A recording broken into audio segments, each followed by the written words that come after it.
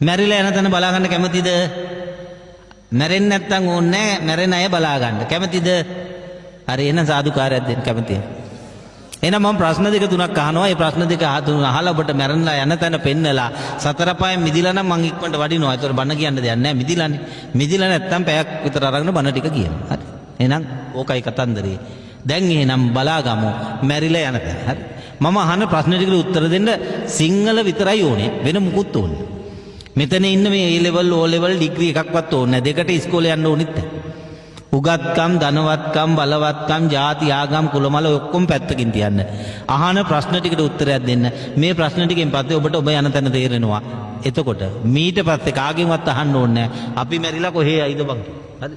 ඔන්න ක්‍රමය සූත්‍රය කියලා දෙනවා. ඔබ බලන්න. කැමතිද? හරි එහෙනම් සාදුකාරයක් දෙන්න.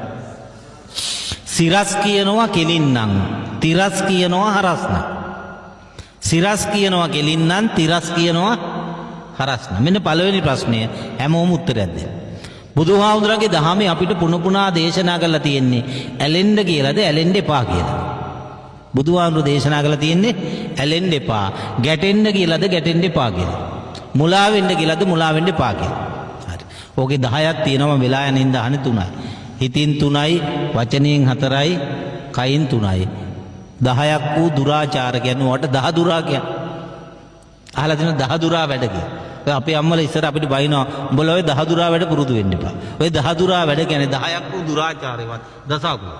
එහෙනම් මෙන්න මේ දසකුසල් වැඩ ටික අපි කරනවද නැද්ද? අපි ඇලෙනවද නැද්ද? ගැටෙනවද නැද්ද? මුලා වෙලාද නැද්ද? යකෝ බෞද්ධ. දැන් පේනවද බෞද්ධය? නිකන් යන්නේ කොහෙද මල්ලේ පොල් එකක් පේන්නේ නැද්ද? බුදුහාමුදුරු කියන්නේ තියෙන ඇලෙන්න එපා උන් ඇලෙනවා. බුදුහාමුදුරු කියන්නේ ගැටෙන්න එපා උන් ගැටෙනවා. බුදුහාමුදුරු කියන්නේ මුලා වෙන්න එපා උන් මුලා වෙනවා. දැන් මෙච්චර කල් ගිහින් තියෙන්නේ බුදුන් කියපු පැත්තේද උන්ට ඕනි පැත්තද? මෙච්චර කල් අපි ඉඳලා තියෙන්නේ බුදුන්ගේ මතයේද අපේ මතයේද? බුදුන්ගේ මතයේද උන්ගේ මතයේද? උන්ගේ මතේ උම්මත්තකි. එහෙනම් උම්මත්තකය කියන්නේ උන්ගේ මතවල බුදුන්ගේ මතේ ඉන්න කෙනාට කියනවා බෞද්ධයා. යදිදං චත්තාරි පුරිස යුගානි අට්ඨ පුරිස පුග්ගලා ඒස භගවතෝ ශ්‍රාවක සංඝෝ. බෞද්ධයෝ කියන්නේ කවුද? අට්ඨ පුරිස පුග්ගල. අට්ඨ පුරිස පුග්ගලා කියන්නේ අඩුම ගානේ සෝතාපන්න මාර්ගය. ඊට පස්සේ ඵලයේ සකුද්දාගාමී මාර්ගයේ ඵලය අනාගාමී මාර්ගයේ ඵලය අරිහත් මාර්ගයේ ඵලය. ඔය 8 දෙනා අතරේ භික්ෂු භික්ෂුණී අමාරු නම් උපාසක උපාසිකාවක් ඔය සිව්වනක් පිරිසට අයිති නම් එයාට බෞද්ධ කියනවා. එහෙම නැති උන්ට අමු ගොන් ගොබ්බ පුතඥයෝ කියලා කියනවා. දැන් අපේ රටේ බෞද්ධ 75ක් මතක තියාගන්න තාම 105ක් බෞද්ධ නැහැ. 175ක් තියෙනවා උප්පැන්න බෞද්ධයෝ පරම්පරාවෙන් ආපු. හැබැයි නියම බෞද්ධයෝ ඉන්නේ 105යි. එහෙනම් දැන් මෙන්න මම ඔබට පෙන්නනවා මැරිලා යන තැන. දැන් මට කියන්න බෞද්ධ කියලා පම්පෝරි ගැහුවට මෙච්චර කල් කරලා තියෙන බුදුහාමුදුරුවෝ කියපු දේද එපා කියපු දේද? දැන් පිළිගන්නවද? කියපු දේද කරලා තියෙන එපා කියපු දේද?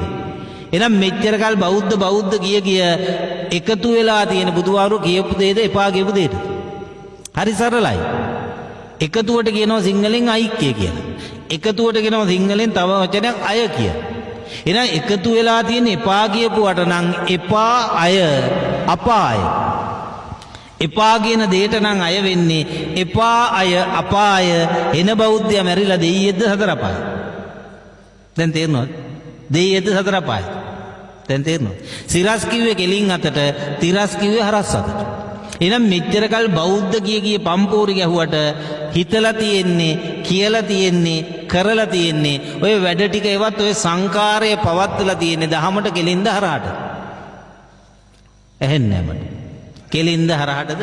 එහෙනම් සංකාරය හරස් නම් සංකාරය තිරස්. සංකාරය තිරස් නම් තිරස් සං තිරිසං. දැන් තේරෙනවද කතන්දර? දැන් එහෙනම් එන බෞද්ධය මැරලා දෙයියෙක්ද අමුතිරිසෙන්නේ? සංකාරය තිරස්ව නම් පවත්තන්නේ බුදුහාමුදුරුවෝ කියපු නෙමේ සිරස්ව නෙමේ තිරස්ව. එහෙනම් සංකාරය තිරස්ව යන එක තිරිසං වෙනවා මිසක් ඔබ හිතනවා දෙයියෙක්. දැන් එහෙනම් මේ අන්තිම ප්‍රශ්නය මෙච්චර කල් බෞද්ධ කිය පම්පෝරි ගැහුවට සුදුරෙදිත් ඇන්දට කළා තියෙන්නේ හරි වැඩක්ද හොර වැඩක්ද? මේ උත්තර දෙන්නේ නැත්තේ මොකද මේ ඔබ කියන්න මේ වෙලාවත් අවංක වෙන්නකෝ. සුදුරෙදි නම් මෙච්චර කල් බෞද්ධ කීගේ පම්පෝරි ගගා කරලා තියෙන්නේ. හරි වැඩක්ද හොර වැඩක්ද? දැන් පිළිගන්නවද? එහෙනම් එහෙම එකෙක් මලොත් ඒක දෙයියෙක් වෙයිද සුදුරෙදි හොරෙක් වෙයිද? වෙනවනම් වෙන්නේ මොකෙද? දැන් පේනවද? එහෙනම් සියලු දෙනා පරිස්සම් වෙන්න. සුදුරෙදි ඇඳන් හොර වැඩ කරන්නේ උන් සුදුරෙදි හොරු වෙනවා. සිවුරු ඇඳන් හොර වැඩ කළොත් ඒක හයියෙන් කියනවා. ඔක්කොම අනුන්ගේ කෙහෙල් මල් පේනවා තමන්ගේ. දැන් මොකා හොර වැඩ කළත් එකෙක් බේරෙනවද? අපිට වැඩි මිසක් අඩු නැහැ. ආමඳුරුන්ට වැඩි මිසක් අඩු නැහැ. හරිද? එහෙනම් මේකේ ලොක්කෝ කවුරුත් නැහැ. ලොක්කෝ ඉන්නේ එක්කෙනයි. බුදුහාමුදුරුවෝ ගුරුතනතුරේදී අපි කවුද ධර්ම? පිටුදේ ධර්මාධිකරණයට හැමෝටම යන්න වෙනවා. ආමඳුරුවොත් යනවා. ජනාධිපතිත් යනවා. හිඟන්නත් යනවා. ධර්මාධිකරණේ බලන්නේ මොකේ ඩිග්‍රිය මොකද්ද කියලා නෙමෙයි. මොකේ බැංක් account එක නෙමෙයි. මොකේ පෙළපත නෙමෙයි. මොකේ නෝනා කොහමද මහත්තයා කොහමද බලන්නේ ගතිය සුද්ධද දූෂද කියලා. හිඟන්න ගියත් රජා ගියත් හාමුදුරුවෝ ගියත් සුද්ධ ගතිය හිටපු අය සුගතියට දානවා. දූෂ්‍ය ගතිය හිටපු අය දුගතියට දානවා. එහෙනම් අලෝභ ආදේශ අමෝහ කියන සුද්ධ ගතිය ඇසුරු කරපු අය සුගතියේ, ලෝභ දේශ මොහ කියන දූෂ්‍ය ගතිය ඇසුරු කරපු එක දුගතියේ. සියලු දෙනාටම ඔය අධිකරණයේ පොදුයි. අපේ අධිකරණයෙන් පැන්නට ඕකෙන් පයින්න බෑ කිට්ටු.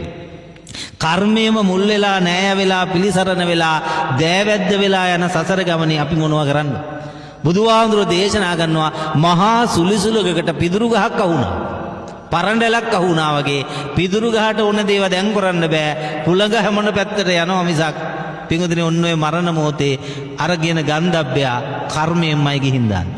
අදාළ තැනට ගන්ධබ්බයා සංජාතිකයා කර්මානුරූප කම්මස්ස කෝමි කම්ම යෝනි කම්ම දන්දු කම්ම දායාදෝ කම්ම පටිසරණෝ කියලා අදාළ තැනට. එහෙනම් දැන් තේරෙනවද යන තැන?